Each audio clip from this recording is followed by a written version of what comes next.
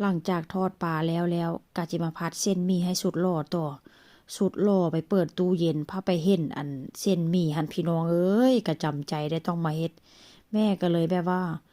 อันบ่อยากเฮ็ดก็ต้องได้เฮ็ดหั่นน่ะว่าเส้นซะอันเมนูที่แบบว่าแม่เฮ็ดให้กินพาบ่กินได้บ่ยอมกินทอดปลาเป็นเด็ด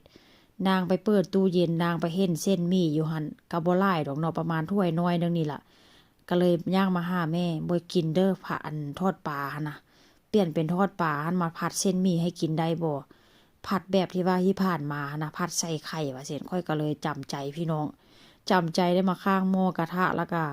หั่นกระเทียมดีแต่ว่ามันเฮ็ดง่ายแล้วอีกอย่างฟืนไฟก็ค่อนข้างจะสะดวกพี่น้องเปิดแป๊บเดียวแล้วก็ฮ้อนรดไฟนี่ก็แล้วก็หลังจากผัดกระเทียมแล้วก็ที่มาตอกไข่ใส่เบิ่งค่อยตอกไข่พี่น้องตอกมือเดียวชำนาแล้วอีกอย่างเนาะอันลืมไปว่าตัวเองมีขาตั้งกล้องเพราะว่าส่วนหลายถ้าหากว่าเป็นเวลาแบบน้อยๆนี่ก็ค่อยก็จะบ่ได้ตั้งกล้องได้ประมาณว่าจับมืออันมือข้างนึงถ่ายมือข้างนึงเฮ็ดว่าเช่นซะมันก็เลยเป็นสภาพแบบนี้เป็นแบบว่าอุยุอัญะได้จักหน่อยแล้วก็สิใส่แค่ซีอิ๊วขาวพี่น้องค่อยก็จะบ่ใส่หลายเด้อใส่ประมาณส่ำนี้แหละว่าเช่นซะเพราะว่าอันมีมันก็บ่หลายเนาะดีแต่ว่าไม่มีอยู่พี่น้องถ้าหากว่าบ่เห็นนี่ก็สิไปกินทอดปลาพุ่นละสุดโลก็ได้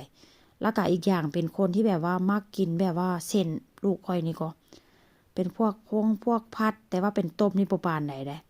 แต่ถ้าหากว่าเป็นพวกอันประมาณว่าผัดใส่ใส่ไข่หรือว่าอันผัดใส่แบบว่าเป็นพวกหมึกพวกกุ้งจังซี่นะลูกค่อยมักกินหลายไปแล้วเอาเมนูอาหารโปรด